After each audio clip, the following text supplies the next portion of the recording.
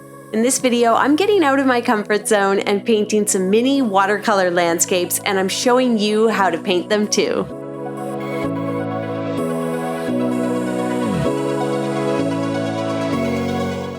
Hello my friends, welcome! My name is Shayda, and on this channel we make art together and it's just for fun. I am not a professional artist, I'm a YouTuber, but my art is just for me, and these little mini landscapes that we're creating today are a great example of that. They're very experimental, I'm just trying something new and I hope you'll try it with me. So here's what we're going to use. I am using some little pieces of watercolor paper. I've ripped them so they have a nice ripped edge, and I'm actually using 300-pound paper or 640 GSM. This is it here. This is what it looks like. So it's super thick, and super thick, heavy paper means that it is not going to warp and buckle, and that's really nice, especially when you're using tiny little pieces. Like when it starts to curl, that's really annoying, right? So if you do have nice heavy paper on hand, rip some tiny little pieces, and I mean little, and I'm just going to tape that in place, but if you don't have tape, don't worry about it. And then you can use any paints, whatever you have. I'm using my Mungyo set. You'll want 2 glasses of clean water, paper towel for blotting your brush, and then grab all your brushes. I am using some round brushes today because I'm comfortable with those, but I'm also using some mop brushes and some flat wash brushes and just about anything else. So grab some brushes. We're playing, we're experimenting, and let's just start by mixing up some colors together. Now I want to paint my landscapes in a really muted color palette. So the first thing I'm mixing here is a little bit of French gray. I'm going to use gray for my skies. And I'll also grab some blue for my palette here as well. You'll see me using cobalt blue and indigo. The indigo is the darker one that I'm going to use in a second here. And again, mixing lots and lots of that French gray in because I am using a really muted color palette. For my little mini landscapes, I want everything to be just very chill and minimal and muted. I can't think of another word right now other than muted, but for the skies, I'm adding lots of gray, and then when it comes to the greens and the trees and the grass and all that, you're going to see me add a lot of brown. And I even tried adding a little bit of brown to my French gray. I thought that could be good. So play around when it comes to your mixing. You're not going to get the exact same colors as me. That is not important. Play and try different things. For my greens, I don't want to spend too much more time on mixing, but I am using olive brown, a whole lot of olive brown. It's actually a green color, but it's called olive brown. I'm going to add a little bit of phthalo green to the palette. I'll mix in lots and lots of brown. Maybe even a little bit more indigo to give me like some really dark, rich, murky, muddy, muted greens. And then that's it. We're all ready to paint. All right, I moved that tape to the bottom so it's out of my way because for the first mini landscape, I want to begin with the sky. I'm going to paint a big gray sky and keep my horizon line really low. That's going to be just fun to paint. Recently on Patreon, I released a video all about watercolor techniques, different ways you can play with watercolor and different things you can try. And I found myself saying, oh, this technique like blooms would be great for clouds, and this technique like lifting would be great for water. So that got me thinking, got me inspired to actually paint some water and some landscapes. Well, there is no water, but you know what I mean. And if you want to support the channel, there are loads of extra videos on Patreon. It starts at just $2 a month, so it's a great way to make sure that these videos keep coming. Anywho, here you see me actually using the technique of lifting to create clouds in my gray sky. So I laid down that gray wash, and now I take a clean, dry, or just damp brush, and I'm actually able to lift up some of that gray paint, revealing the white page underneath, and it gives these really gentle, soft clouds. It's not a dramatic sky, but it's a very pretty and somewhat realistic sky, and this is just fun to do. So try lifting part of your wash to create clouds. Then we're going to jump down and we're just going to fill in like the bottom fifth of our little piece of paper. And I am using my gray green or my olive brown Those are two greens that I really like, and just putting a really light wash. And then I'm going to work a little wet into wet action.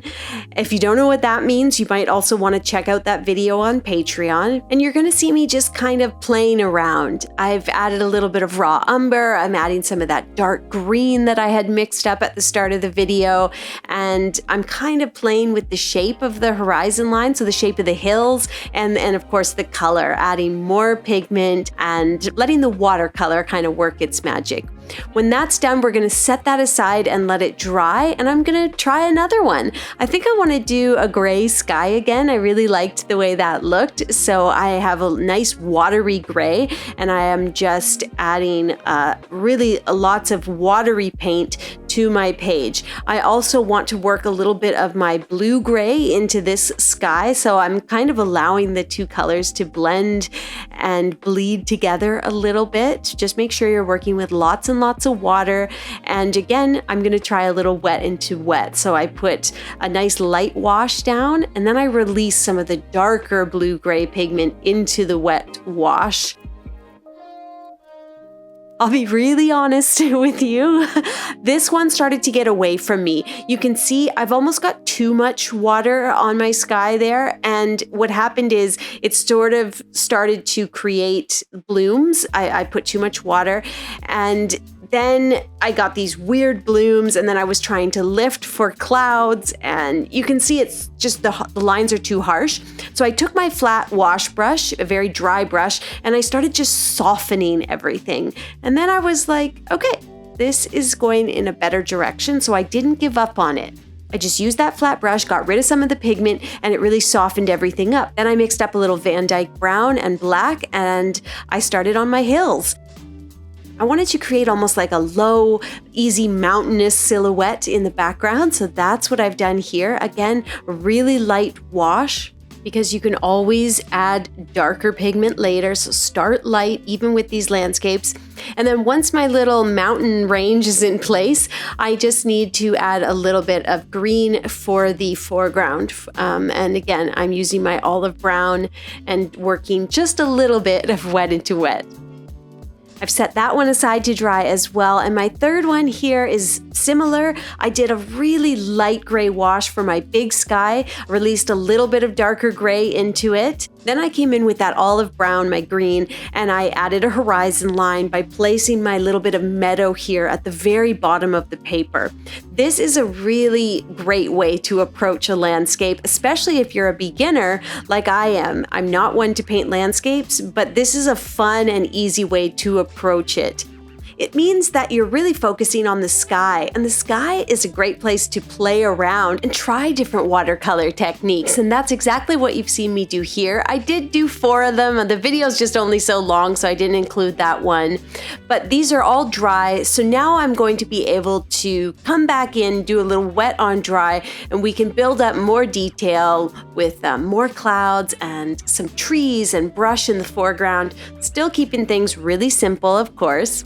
I'm going to grab some of that very dark green. This is a mix of the phthalo green with indigo and brown. And I'm kind of just taking my round brush and doing a bit of like stippling. I mean, I'm not a landscape painter, and this is all just fun and experimental. Have I said that enough? But I basically just want to hint at the idea of some brush or trees on the horizon and in the foreground. So I'm kind of just stippling and playing. The green is so dark that it's almost silhouette, but not quite. And I think that's really nice. And it's, again, just very easy and approachable. I found it approachable, and I hope you will as well.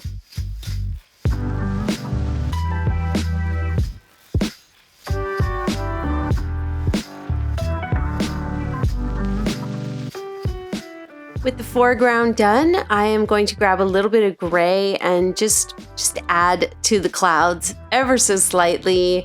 And then I kind of added a bit more gray, like with my flat wash brush, and just sort of mussed it up. I don't even think that did anything, but I was just playing around.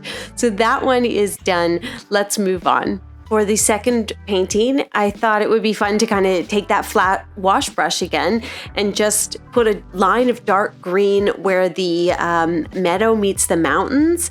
And then I'm coming in with my round brush. And again, this is almost silhouette. I'm using this super dark blackish green, and I'm putting like a little bit of a tree line there where that grassy meadow area meets those shadowy hills. And this is really easy to do. It's almost a stippling motion where you're just moving the brush really quick and kind of making these tree and brush-like shapes. So keep it simple, don't overthink it.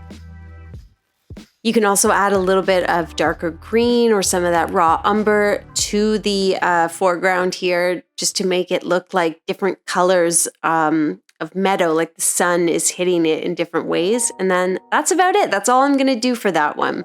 For the third one, same thing. I'm going to add some stippled silhouette trees along the horizon line and maybe a little bit in the foreground. And then we're going to move on and actually, I think I might add a little bit of gouache to these.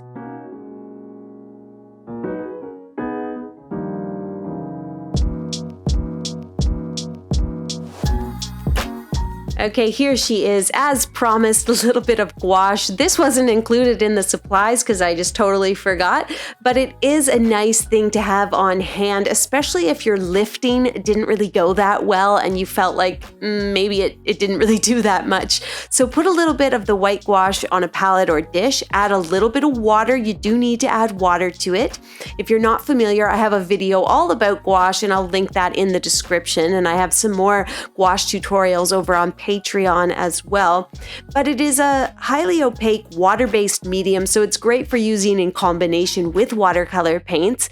And basically, it's hard to add light colors to your watercolors once you've got paint on the page. You can't really paint over it with watercolor. Well, with gouache, you can. So here you see me adding some white clouds, and they just stand out in a really nice way. And I think the gouache looks really beautiful on the watercolors. So if you can get your hands on some gouache, go ahead and add some beautiful puffy white clouds to your paintings. And again, you're just playing around here, see what looks good. Try getting in there with a mop brush or a flat wash brush and soften everything up. You can layer the gouache just like you layer watercolors. And there's no right or wrong amount of water to add to the gouache as well. If you want it to be transparent, a little bit transparent, add more water. If you want it to be super opaque, add a little less. Have fun, play, experiment, see what kind of wonderful effects you can deliver. For this second one, I put a whole bunch of gouache just above the mountain horizon line to make it look like almost like the clouds are rising up from behind the mountains. And then I kind of layered more and more of that white for a nice effect. And for the third one, I just did these really big, super puffy white clouds, and I thought that looked pretty. So yeah, these were really simple to put together. They were just a great way for me to relax and try something totally new and take the pressure off. They're not perfect, obviously. I am not a landscape painter, but I've seen stuff like this on Pinterest, and I thought, why not try it? Why shouldn't I try something that I don't need to be good at it to enjoy it and enjoy the process of painting? So don't let your own limitations stop you from having fun. Thank you so much for watching today. If you like this video, please hit the subscribe button. You make these videos possible when you subscribe. Help me get to 1 million.